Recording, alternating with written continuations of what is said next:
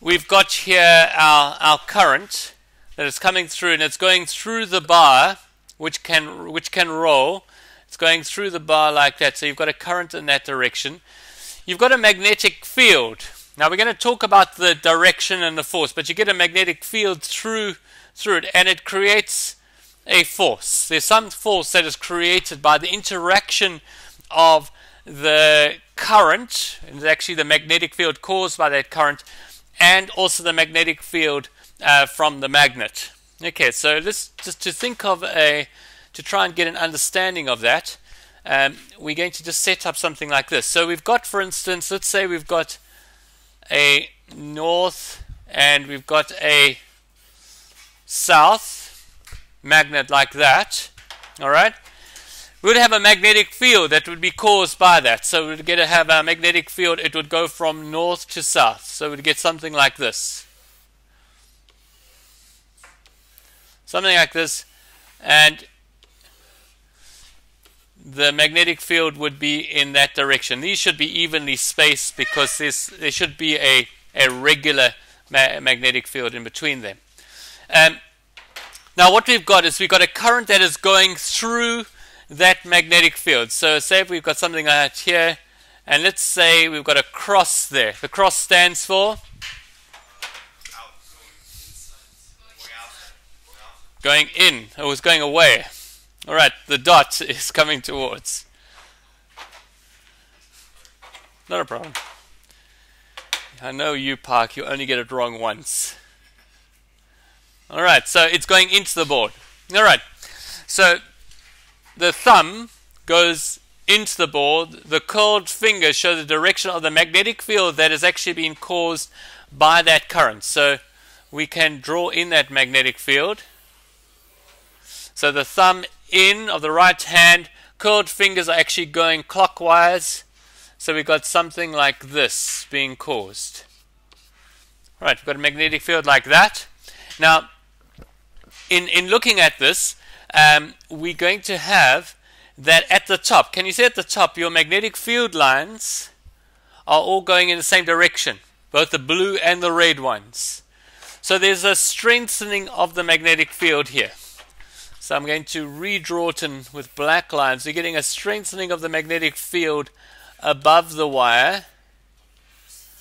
And below, can you see that they're going in opposite directions, cancelling each other out? So you're getting a weakening of your magnetic field below. So you may just have a weakening. And so you get a magnetic pressure that actually causes that conductor to go downwards. So there's a force downwards like that. All right, so the interaction of those magnetic fields, the cancelling and the building up of those magnetic fields causes there to be a strengthening on the one side of the conductor, a weakening on the other side, and you get a force that is being pushed by that build-up of magnetic field on the one side of the conductor. Now we have a rule for this, and it's called the right-hand motor rule. Well, I've done it. There's different ways of teaching this. Sometimes they use called the left-hand Fleming's rule and so forth. We just use the right hand. Things stay pretty much the same, although sometimes we make a few changes. So, for the right-hand motor rule, our fingers are in the direction of magnetic field from the magnet.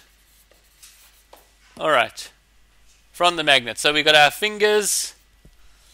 All right, these things, fingers, direction of the magnetic field. Our thumb, direction of the current. All right. Okay.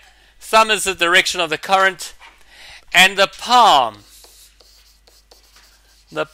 of the hand, the right hand, is the direction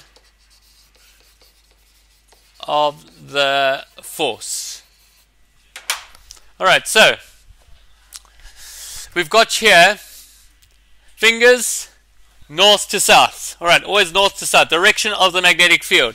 Thumb into the board. Force downwards. Alright, the palm of the hand. The palm of the hand is down, facing down, alright? Fingers, thumb, down.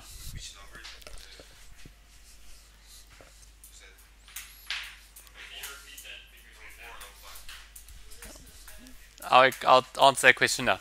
Alright, so with this right hand motor rule, fingers in the direction of the magnetic field. The thumb in the direction of the current. That's the conventional current, from positive to negative. And the palm of the hand points in the direction, or is in the direction of the force on that conductor. Alright, like that.